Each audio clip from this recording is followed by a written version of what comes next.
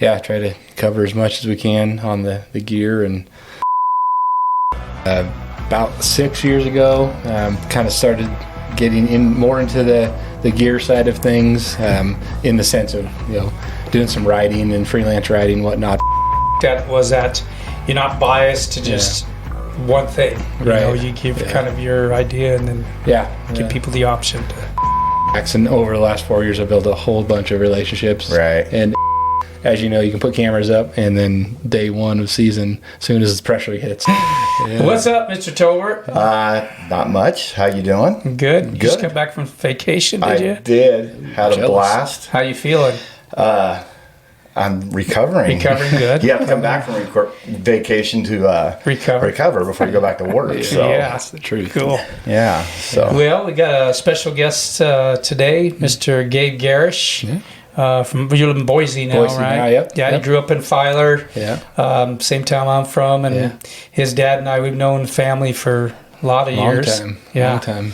Dad and I used to coach together, and then he. I'm not sure how long you've been doing Backwoods Pursuit, but it's been a couple years ago. 4 years in November. 4 years. Yeah. So it's probably about 3 years ago, because I think you've been doing it about a year, and he told me he actually taught my two girls Hunter Ed. Oh, great. And he told me about your Facebook page, and we've chatted, you and I, since we kind of knew each other before. Yeah.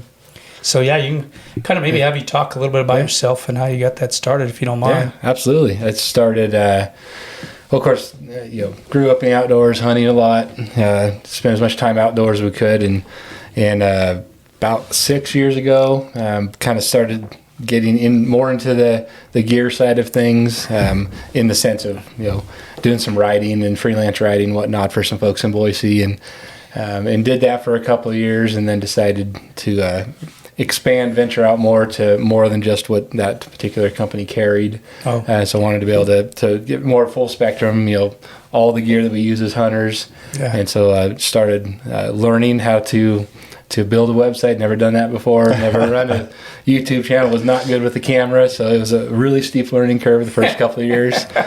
So probably don't watch the early videos, right? But no, it's been a lot of fun. So just got into just wanted to put together something where I could share experiences with gear. What worked for me, what hasn't.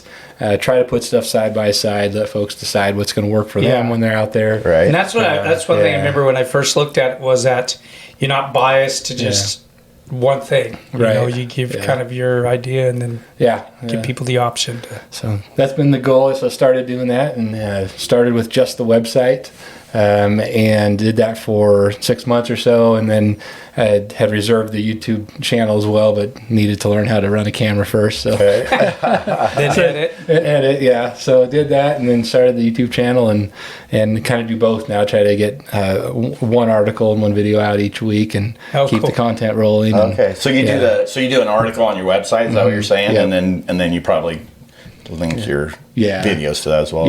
Yeah. Link back and forth. That's cool. Yeah. Very cool.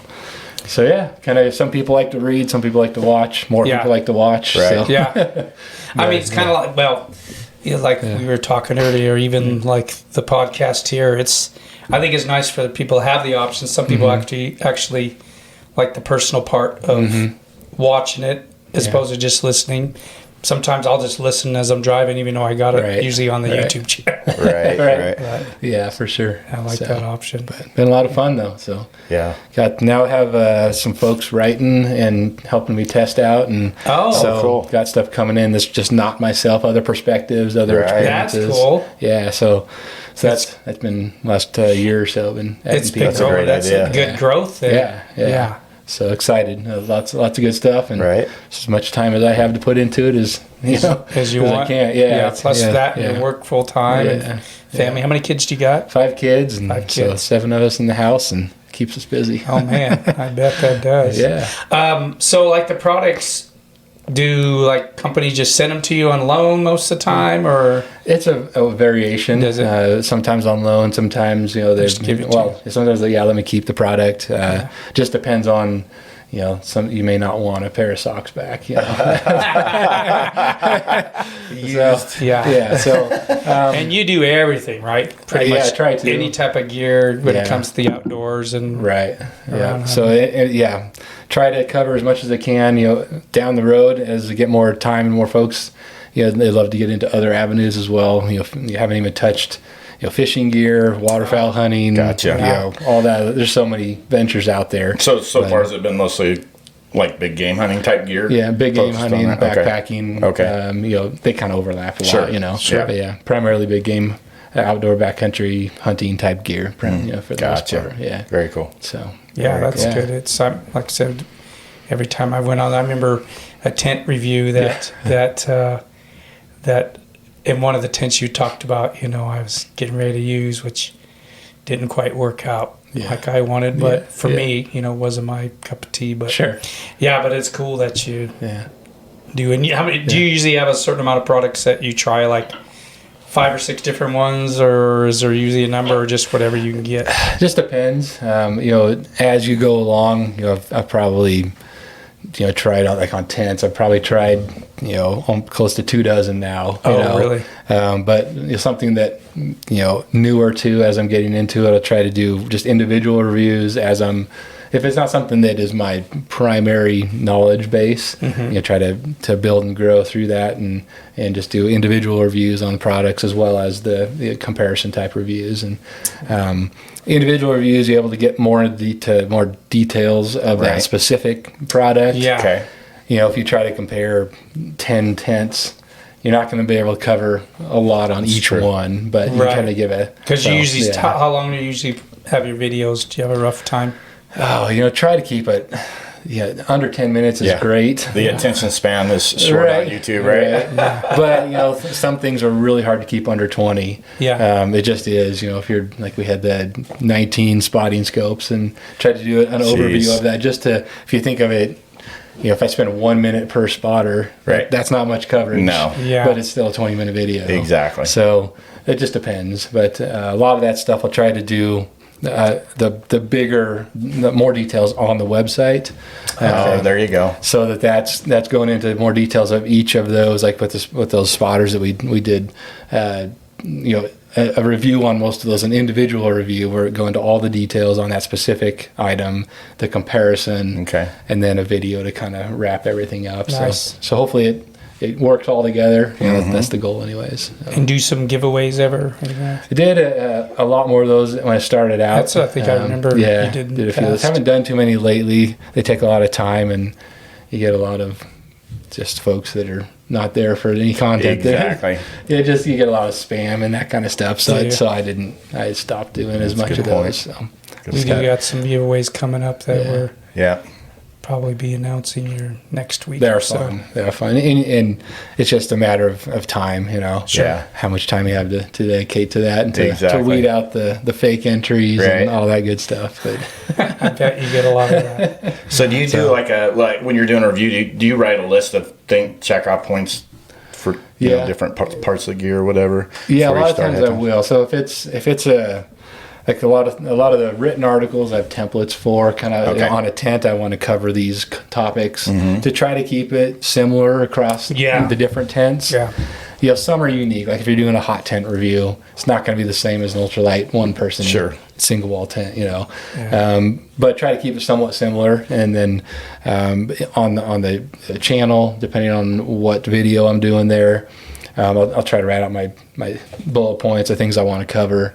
But I try to really learn the product before I do any kind of review. So most of the stuff I just know from use. Yeah. You know, maybe not all of the 13.3 ounces on this, whatever. Right. So I have to write some of that stuff down to remember. But I try to really get familiar with the product. And that's good. That's our set out to have a goal of, we don't just do, I don't think I've done an unboxing video or that kind of thing. That's just not what we do. Sure. Want it to be based on as much use as possible. Field use. Yeah, field use. And that's kind of good. You have other guys helping you too, because Yeah. You probably don't get a lot of extra time by the time you're doing all this to get away, and you got kids that hunt and everything else. So I can only do so many tent or sleeping bags reviews per year, but to actually put them to good use, So it's good to be able to say, hey, I need you to take this out for the season, and you to take that out for the season. Okay. So then they just cool. Everybody will have their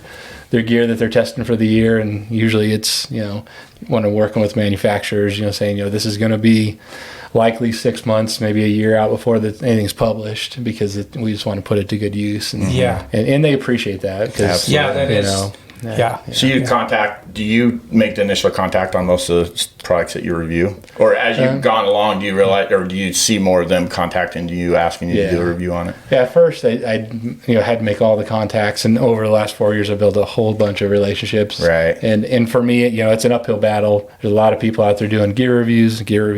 Right. That they just want the free product or whatever, and so.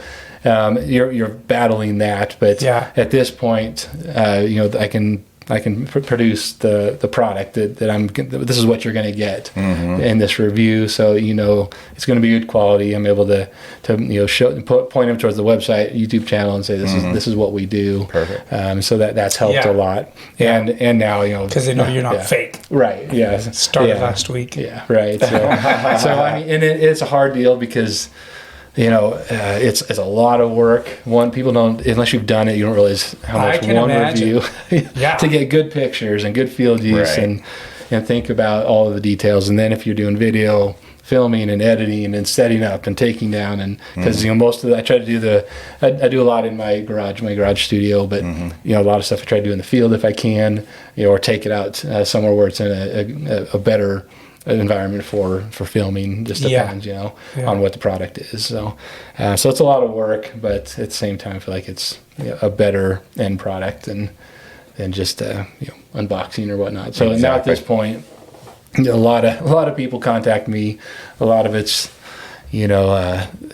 real cheap Amazon type stuff that just don't have the bandwidth to touch. It's every week, lots every week. Really? Yeah. So I don't have time to tackle some of those, But I try to be selective on some of that stuff. And, I've had a couple of things sent to me and I feel bad because a lot of times it's been people I knew. Yeah.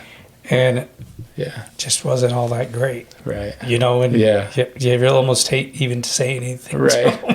Well, that's really the challenge is, and I try to let folks know up front, say, we're going to give you an honest review. If there's something that we don't like about the product, we'll tell you. We'll talk to you about it. If it's a possible defect or something like that, certainly we're going to call you before we just blast something out there, because things happen. Sometimes products are defective and they need to be replaced. That just happes.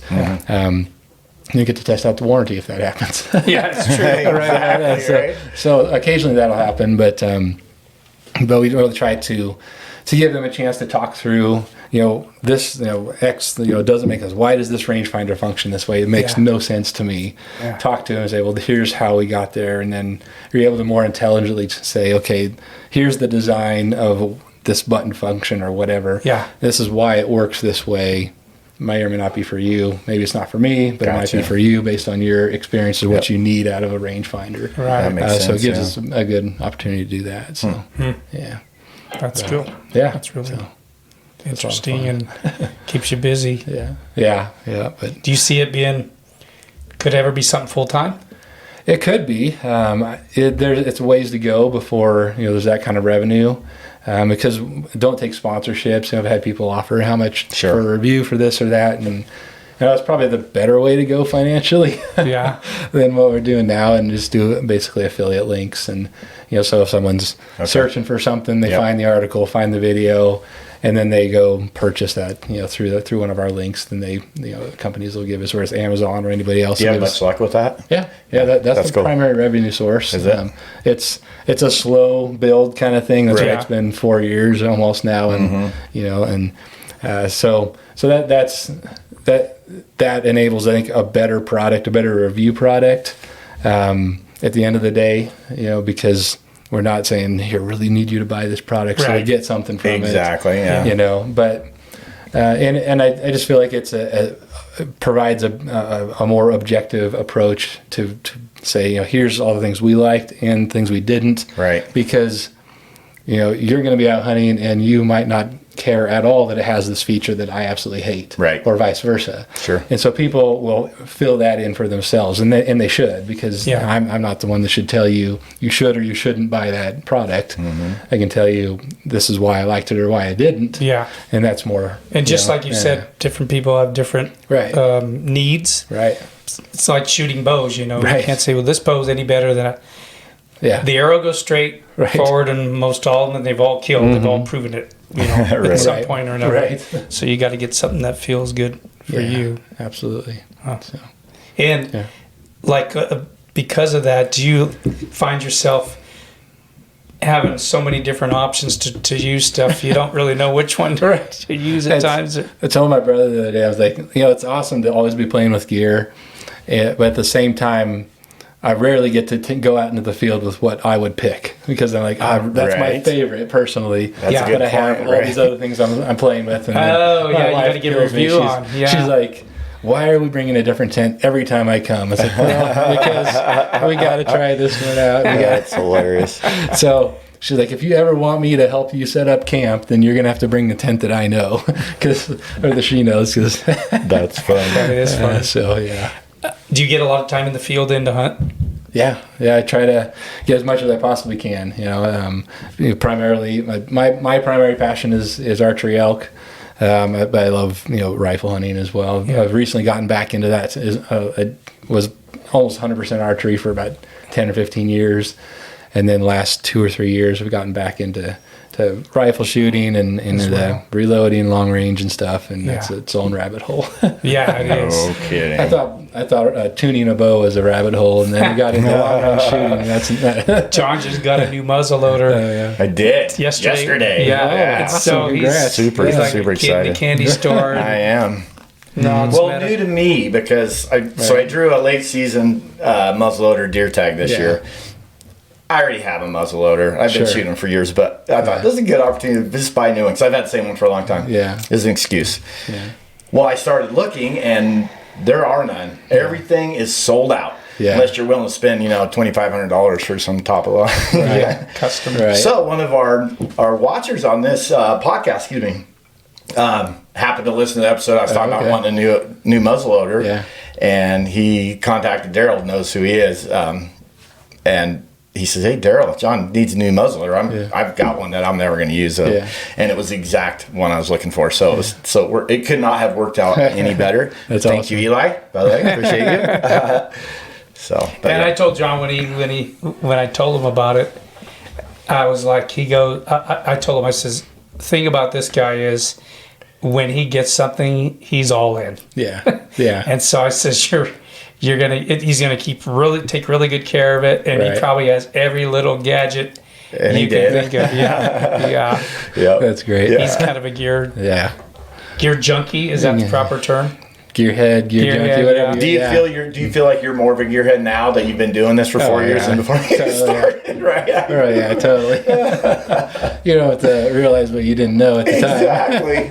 That's funny. Yeah. Now, before you just didn't really have much options. Yeah. Now you're just like, right. And there is a lot of cool things out there. There are. I mean, you look at if I was not someone who had all this experience with the different gear in all the different categories, what would I pick? And you'd rely on that's the way I try to look at the reviews. Right. I would rely on, if I was someone without the ability to buy a whole bunch of tents and test them all and return the ones I didn't want, then what would I want to know? What's important, in all those products. And it's cool. I there's also, sometimes I think people buy things just because of the name. Mm-hmm. And absolutely. And I'm sure you've seen that plenty, where it's really not like you'd expect. And maybe the company makes a lot of other great things, but not that one. Right, exactly. Yeah.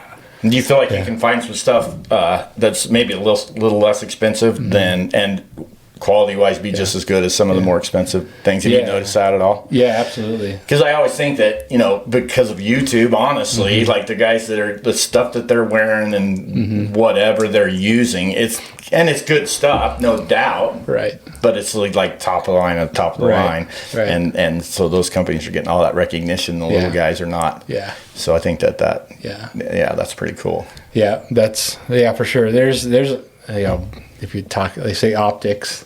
You have the name brand bias is heavy in optics, right? Sure. The reviews we've tried to do the best we can to eliminate name brand bias. The only thing we couldn't do is like cover them entirely so no one could see. Right. Because if you know optics, you'll know that's a swirl eyepiece, or that's a Zeiss, or that's a Vortex, or whatever. Well, so years ago, you didn't have much. You had like Swarovski and Leica, right, Leupold, and Bushnell. I mean, there wasn't very many, and now there's so many. Yeah. And some good quality stuff. Good bang for the buck, for lack of better words. But and the warranties across the board have really come. That kind of Vortex was the first with that unconditional warranty, and now a lot of them do that. Yeah. They almost have to stay competitive. Right. Bose used to be the same way. I remember for years there was no lifetime warranty. Might be 1 year, 3 year, whatever. Right. Excuse me. And now it's like, if you don't have a lifetime warranty, why are you even in business? Right. So for sure. So there's a lot to it. And as far as optics go, how many? Do you have any idea how many you've reviewed? Let's see. Our spotter project was 19. And that covered, the smallest one was that Koa 55 up to the 85s. So we didn't hit into the 95s or the really big ones. The 115s. Yeah. I don't know if I'd ever carry that, but it has its place though. The 95? Sure. Yeah, or the big one. Yeah, I actually have the 95. Yeah. And I was considering buying the 65 for backcountry. Right.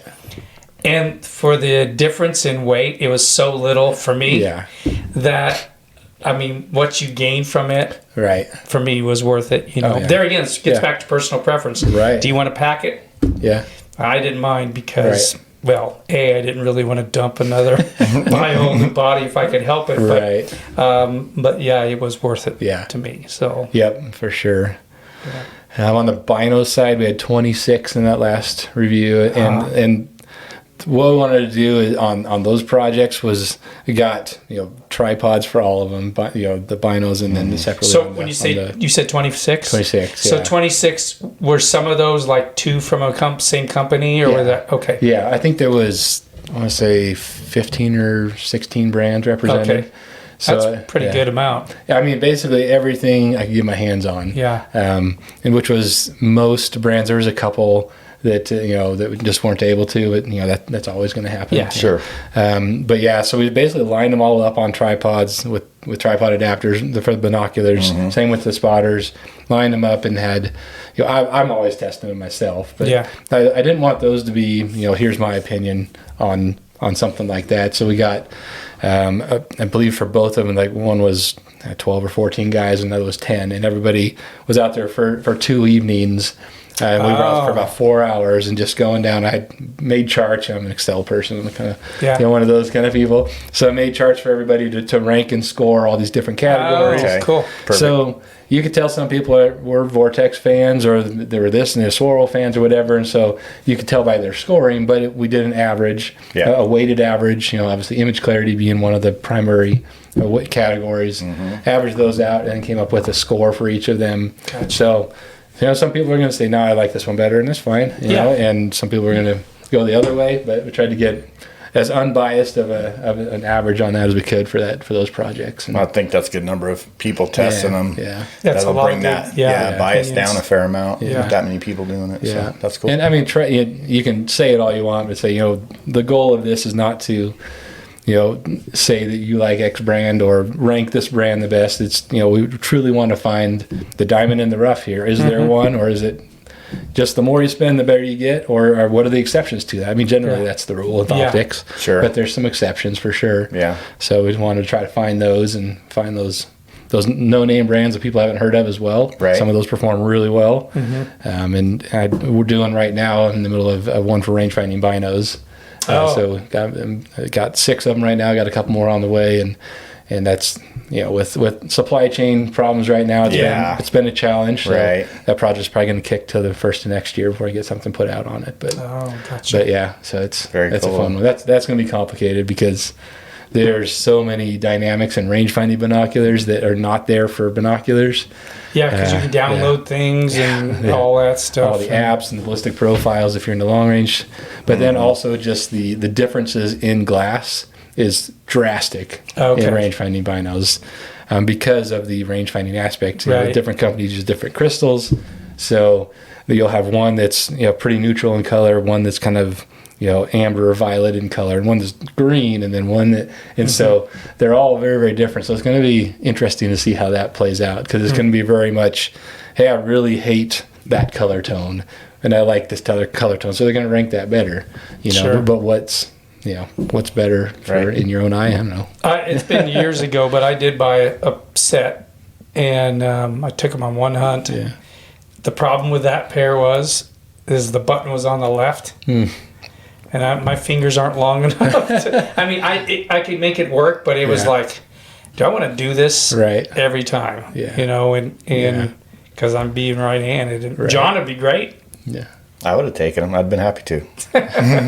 So you think you are right-handed or left-handed? I am right-handed, so I got rid of. So you feel like they made them backwards? I mean, yeah, but the button was just too far to reach. Okay. It was that hog hunt we went on. yeah, I remember it. Yeah. I remember you didn't like them for that reason. Yeah, and that was all the only thing I didn't like about it. I knew they were heavier. Actually, for like guiding, they'd be fine for that. Because you're not carrying any weapon. Right. Yeah. But when you're going to shoot, and a lot of times I'll put my range or my binoculars on my bow and then my rangefinder, but if I put my binoculars on there trying to reach over. Just too much. Yeah, even the hog I killed, if you remember, I had Eric range it for me because I didn't want to fiddle fart with it trying to reach it. For sure. They're a different beast, Yeah. One of the videos I'm going to do after I get through testing a bunch of these is just that, the question we probably all have if you're considering range-finding binos is where are they best versus a handheld and a binocular combination? Right. Because there's certainly going to be personal preference there, but and I'll just say this: people agree, disagree, whatever. But the only other thing I seen, actually, was guiding in Nevada when one of the first ones came out. Right. Heat of the moment, he's going to range the bull. And I told him I have a rangefinder. He goes, "Oh, I got these rangefinder binoculars." Blah blah blah. Okay, fine. Yeah. The rangefinder didn't work. Oh no. It was cold and it didn't work. Right. Really? Yep. And I'm thinking, this is back in early 2000s, but I know they were close to $2,000 then. Right. Yeah. And I'm thinking, all right, and I got my trusty one here, and I almost didn't take it because he told me, and I thought I'm going to take because you just never know. Right. Yeah. I'm pretty adamant about changing my battery every year. I don't care if I've used it 20 times or 100 times. I just do.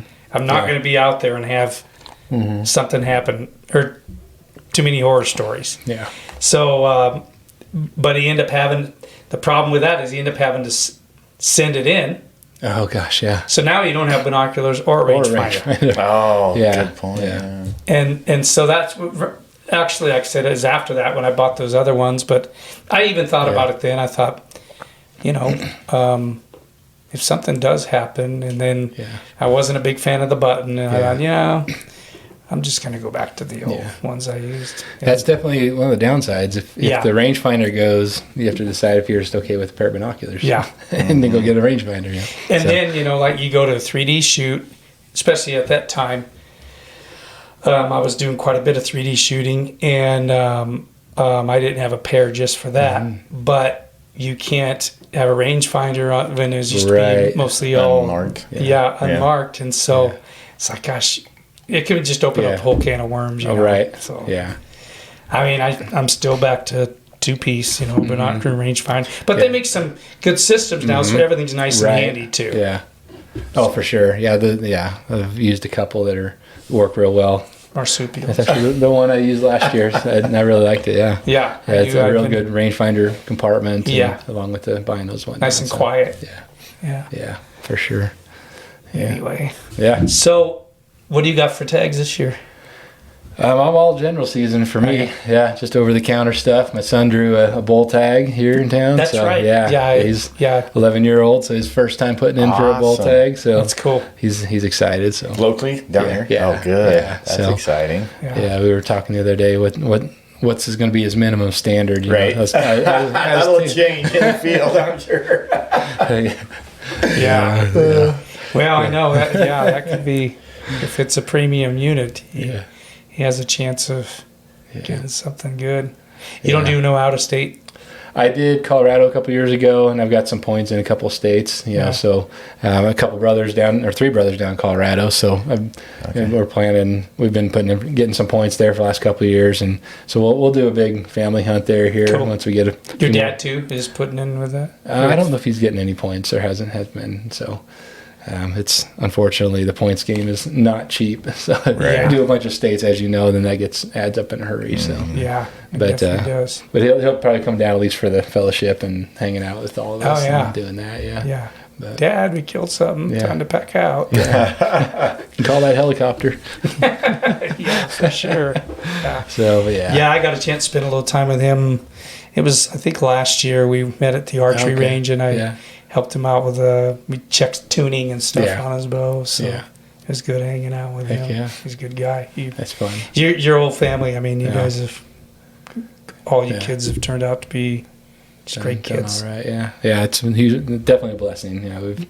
Family's very blessed, and we're all, all on the straight and narrow, I'd say, for the most part. And, just, we don't have any folks that have gone off the rails too far. That's good. That's good. So at least other than me, I can't speak for myself. You might be that guy. I might be the one. You just don't realize it. Yeah, they haven't told you yet. You got a good story from last year or the year before? Oh, let's see. Last year was a lot of family hunting. Neither of my brothers could come up. And so I spent a lot of time hunting with my wife and my then 10-year-old, where I guess he was 10 at that time, 9, 10. So his birthday is in September, mid-September. So Dad's reaction was like, "You're having a September birthday?" Right. That would have been really. Yeah, the twins no less. So so I was out for that September. We had to push that to a rifle hunt in October. That's awesome. And I was pushing it. Right. So we got to spend a lot of time with them and chase some animals, and almost got my wife her first elk. She's actually hunting with me for a archery. while. Yeah. Almost. Oh, that's awesome. So had her set up perfectly for this elk that was coming in, and came in behind her at 10 yards. And just turned the wrong way. So it's one of those. So she was. It's happened to all of us. Yeah. She's like, I really want to get my first one. But, just that experience, so I'm sure it was pretty awesome. Yeah, we've had a few, but it seems like her joke is like, whenever I come, you don't have all the close calls and everything, Right.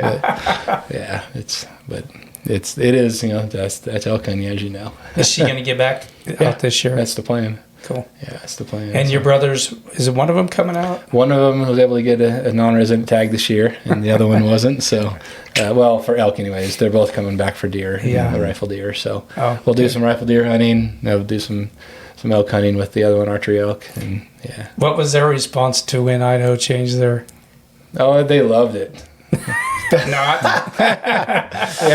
No, they weren't too happy about it. Yeah, review that. Yeah, right. as a resident, review that.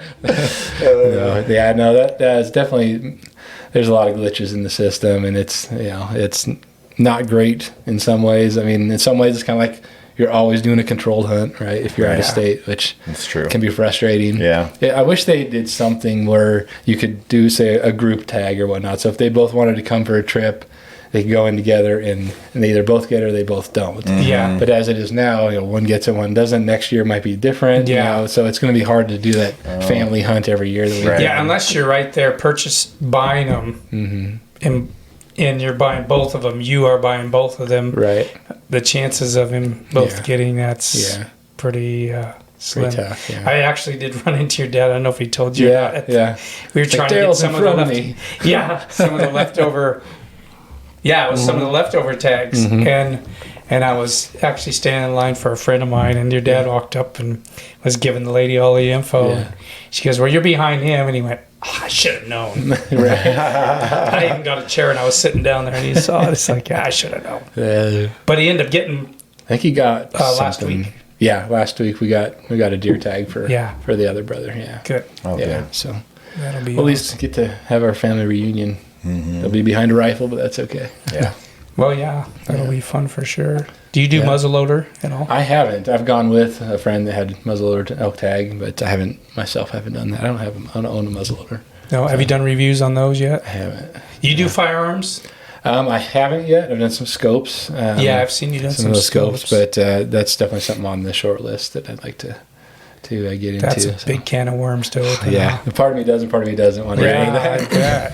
Yeah, because there's a whole lot of people that know a lot more than I do about building firearms. But thankfully, one of the guys that helps out and writes for me is a firearms instructor and really into the long range, and so he really knows the stuff. Yeah. So he probably let him do the bulk of that one. Yeah, he gets to notice me. I'm sure. I ask him so many questions, and I think it's fun talking though. Fun learning, talking. Something new, something different. Getting back into that. Right. Yeah. How do you do like a broadhead test?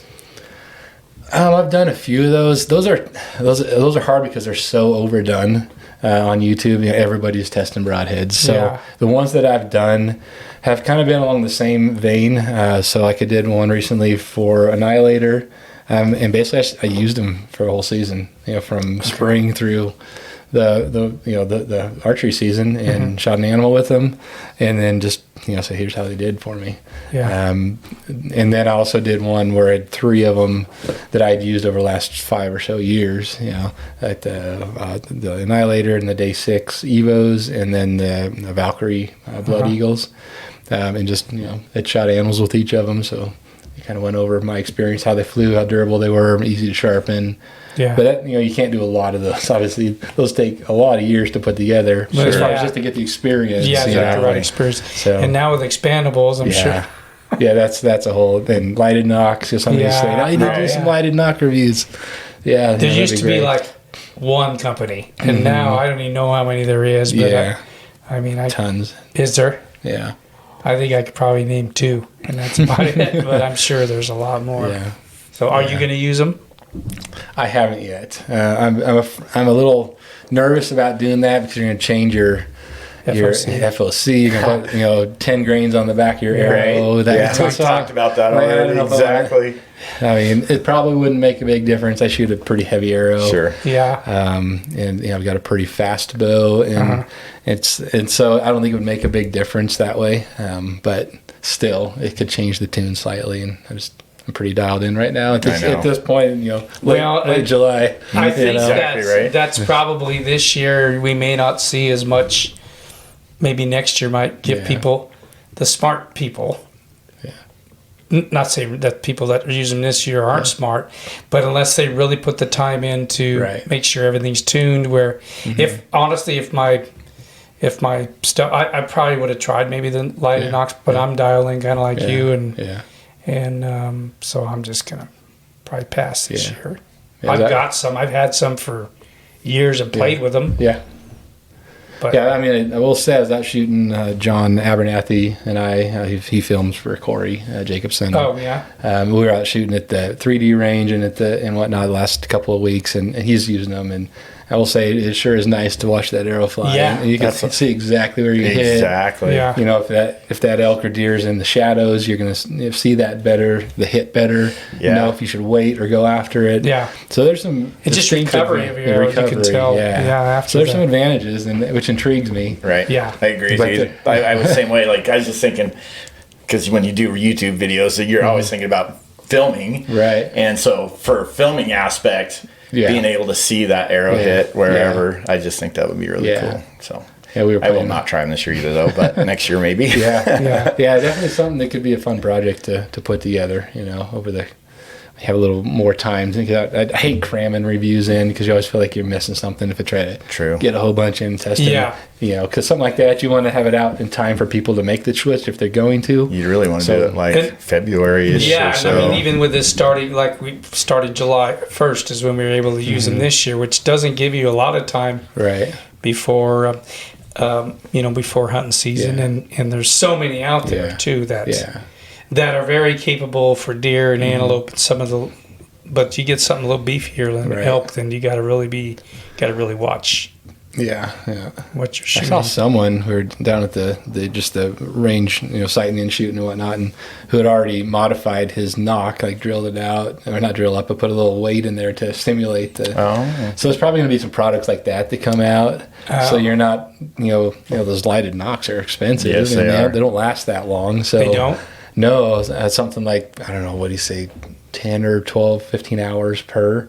And so that's not that much shooting. So, and once it's done, it's done? You just throw it away. You can't replace the battery. So, well, I may not be trying them next year. Right? So your cost of your arrow just went up, that's for sure. Right. Yeah, that's true. But I've cried a couple times. Yeah. Although when I'm shooting at an animal, I've always said, if I hit the animal, I don't care if it bend the broadhead or whatever. Exactly. I mean, granted, I just want it to perform on the animal. But if it hits a rock or whatever, it is what it is. Yeah. Yep, for sure. Yeah. So, anyway, you got a good elk hunting story for us? One of your last ones? Let's see. Probably my one of the most memorable was my first archery bowl. Got into archery and got shot a cow my second year. Nice. Just walked into it, so get something in the books, right? Right. Yeah. And then went through. I guess 2 years in a row or something. It was pretty successful pretty quickly, and then went through like a 7-year drought of misses after misses after just one of those. I was like ready to hang it up. Like I can't. So many opportunities and just couldn't take it home and. So this was while my wife had just started hunting and as well, and so we had went into this place that hadn't really driven by, hiked by for a lot of years, and just decided, hey, this is something she can access. It's not 17 miles deep, it's only a couple off the trailhead kind of thing, and so went in there and found some elk and just played it right for a couple of days and finally was able to connect on a nice public land bull and it was my biggest bull to date yet, and with the bow, it's 11 yards away. A frontal shot just came screaming right through a tree. That's cool. So wrote a story on that, and that went over in Eastman's and they published it. Cool. So it was kind of a fun deal. So that was kind of a kickoff to Backwoods Pursuit as well, and started getting into gear more after that. And you wrote the article, obviously, and it was submitted to them. So it was just a huge blessing. I mean, it was one of those things where, I felt like I'd done for a lot of years everything that I could do to prepare, but just wasn't connecting, wasn't making it happen, and so it was just a blessing from the Lord, and just was able to connect and get it done. Then went on a pretty good streak for a while, for a couple of years, and I think it's 2 years now I haven't killed one, so it's about time to do. Yeah. So, or at least not an elk with a bow. Right. Yeah. Cool. Yeah. So. Well, hopefully you get it done this year. So. Hopefully your wife gets it done. Right. Hopefully my son. I'm sure your son's going to get it done. He's got you. Is Grandpa going to go on that too? Yeah, as much as he can. Yeah. He'll be up there as much as he possibly can, and that'd be awesome to have us all there. And with everything else going on, are you able to scout much? I have time to use scout. That gear, take the gear with you to try it out to scout and that type of thing? Yeah, I try to do that as much as I can. As far as needing to scout, unless we're going into a new area, we've hunted the same areas for quite a while, so we know it pretty well, other than maybe putting cameras up to kind of see what's in the area that year. Right. So, I mean, if I don't get up to scout, it's not a big deal. If it's an area that we're hunting that we have hunted before, because as you know, you can put cameras up, and then day one of season, as soon as the pressure hits, then everything changes. It all changes. Yeah. I've done that and spent a lot of time, and then had one day of hunting. I'm like, well, that was fun. Right.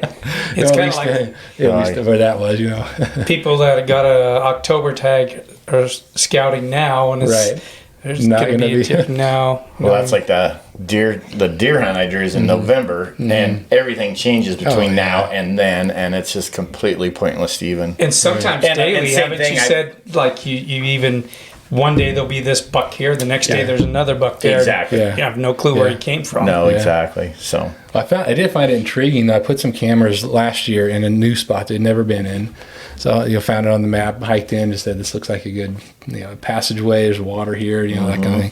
So put it in there, and then went back several times, and it was just consistent every day, going from one place to the next. And then August hit, and it stopped. And then it was just like every 3 or 4 or 5 days, and then September hit, and it was not again. Really? Yeah, it was just interesting. They were still there because the tracks were there. Just things changed, the routes changed, and in the time that we were in there, we didn't figure out their new route. But they were still in there somewhere, but just not their normal summer route. Like, the good thing about John, the tag he drew, I remember him saying that the does are always pretty much in the same area. spots every Yeah. year. I've drawn that tag. This is the 3rd time, and the first 2 times, you're finding the does in exactly the same spots as they Right. were the year before, and then you're just start watching those herds and Right. looking for new bucks every day. Yeah. And usually by the end of the season, then you'll get a couple decent ones coming in. So Yeah. we'll see. Yeah. I'm sure Yeah, I don't know. you're gonna be all geared up and The first year I drew it was the last day of the season before I Really? found a decent buck. Okay. And I did kill him, but Yeah. oof, it was cutting it to the wire. Just nothing. I mean, there's bucks everywhere. It's so much fun, but they're all, Yeah. a 140 buck's a pretty good one up until Right. the bigger ones start Right. showing up, Yeah. Yeah. So Yeah. you just got to be patient. Right. Hopefully they show up before the end of the season. Do you try to film True. your hunts? I haven't yet. It's one of those things I've wanted to do, but I just haven't. I've got the camera now. I could do that. It's just a matter of self-filming a hunt or finding someone to run the camera. Right. That's the challenge. Yeah. And then the permitting if you want to. Oh, if you want to. Monetize it and stuff. Yeah. Yeah. So that's the other headache that Yeah. I've heard that there's talk about changing that regulation. I don't know if Yeah, they did change it in the national parks, I think, Okay. but just on regular Forest Service ground, you still, as far as I know, you still have to get the permits for that. But Yeah, it'd be fun if nothing else. I mean, obviously Yeah. you could still film for family, personal Yeah, reasons. that's pretty you know. much. That's well, and you don't have to monetize. Right. Yeah. So I mean, there's different. I don't know how serious they get about it, to be honest with you, unless you're super big time. I know some of Yeah. the big guys have gotten busted yeah. for not getting the permits. But Right. Yeah. It's hard to say if you want to roll that dice or not. that's the thing. That's exactly right. It's like you're taking that chance. Yeah. So- But it's expensive. It was $150 a day or something like that. Yeah, and it depends on how many cameras, and you got to stay in a certain area, and blah blah blah. And Yeah. It's a headache. It They is. don't make it easy. no, for that part. no. you find They don't. private land to do it on. There you go. That's the best thing if Yep. you can. Yeah. Exactly. Yeah. Well, And if we you do find have- the private land. Well, so there's a lot of access. Yes, it's private Okay. land, so you don't Oh, have to have permits Okay. to film on that stuff. So because it's not Forest Service land or anything like that. So Interesting. How about BLM? I think technically you have to have a permit on BLM too, and I don't know how serious they get. Because all I've ever Forest heard of- Service is way more hardcore. I Yeah, think, that's than- the only one I've really ever Yeah. heard about is Yeah. because that. Interesting. You know. Yeah. Long answer, no, but it would be fun. Fun, but I've also heard people, people that I talk to, they'll say, you need to find someone to run your camera because you just will hate your hunt if that's all you're worrying about. Which Yeah. I can Yeah. totally see that. Well, yeah. It John, does I- take the focus away. Yeah. For I sure. remember John one year forgot to shoot an animal. You're so I did. A bear. Yeah. Big bear. Probably would have been the biggest bear I've shot. Okay. And I was so focused on the filming aspect of Right. it walked away before I ever. But you honestly didn't know he was going to walk away. You kind of thought he was going to hang out a Yeah. little longer, right? Well, I was a little nervous because my can was empty at that point, and so I had a feeling it might not. But I'd had a bear walk in the same way the night before, and it was a small black bear on the exact same trail. So I just saw black, and I'm thinking it's that same little bear. So I'll just film, again. Well, I didn't even look up at the bear. I just was looking through my little thing. Yeah. My viewfinder, and Then I finally looked up, and at the same time as I looked up, it turned and looked at me. I was like, oh, there was 2 big bears sitting out here, and that was one of the 2 that I wanted to shoot. And at that point, he's gone. And I would have had plenty of time to shoot it. It kills me. He saw you? I don't think he saw me. He just looked that way. He just was not interested to. And no more food? Because he didn't run off. He just walked. Oh. But he never stopped, you know. Yeah, nothing to eat. So I cried a little bit. But I got some great footage. You shot it, just not with what you wanted to. Exactly, yeah. And my problem, more times than not, has been if I don't have time. Yeah. You know? Yeah. Which honestly, most of the time, you say I don't have enough time, but you really would have. I know that I've seen that happen more times than not. You really did have more time, and people rush things, and they really don't have to, because as long as the animal doesn't know that you're there. Yeah. I mean, most of the time they'll stick around. Yeah. On that same subject, when I first took last podcast we did was with Joel Turner, and when I took his class 3 years ago, whatever it was, in my head, and somebody had mentioned it in the class, was like to go through the whole mantra and all this at an animal. It's like, you're not going to have time to do all that. And he's like, yes, you are. And he's, so he went on and explained all that, and then I was telling him during the podcast that I had got to shoot a bear just like 2 months after I'd taken his class. And I was like, holy cow, you actually do. You don't realize how much time you actually have most of the time until you're actually thinking about that. So. Well, it kind of helped you slow down, too. It did. Because you totally get focus, and, the focus on the whole shot. I mean, his system, it totally takes your mind into that zone you need to be in. Right. And it's not hard is the thing. Once you just do it. Yeah. I mean, that like you said, the whole mantra thing is just. Yeah. Anyway. There we go. Well, Gabe, we appreciate you taking the time to come down and absolutely. And good luck this year on your hunts. Yeah. And you got to keep us in. Yeah, we'll do. So YouTube channel is called Backwoods Pursuit. Okay, and website is backwoodspursuit.com. Okay, Facebook page, Facebook and all Instagram, all the same. Perfect. So it's all linked together there, and try to cover as much as we can on the gear, and try to keep up on comments and questions as well. So interact quite a bit with folks. Do you get quite a few questions? Yeah, quite a bit. And usually the phone's blowing up all the time. Right. I need a quilt, or I need a whatever. Right. And what have you used on this, that, or the other thing? So interesting. That's part of the fun too, is helping folks out. Oh yeah. And it's not. You could say, well, it's use this, it's the best, but it's more like, well, what are you going to be using it for? What situations, to help them with what's going to be best for them? How much budget, a lot everything. Of that is. Yeah, for sure. So cool. Yeah. All right, man. Well, thanks very much. Appreciate it. Big time, yeah. Yeah, it's good to chat with you. Thanks for having me. Yeah, you betcha. Absolutely. That's interesting stuff. I'm sure we'll have fun. Lots of chats after we get off here. Right. Yeah. Exactly. Thanks everyone for watching, and smash that subscribe button when you get on the channel. Thanks, guys. Yeah. See ya. Thank you.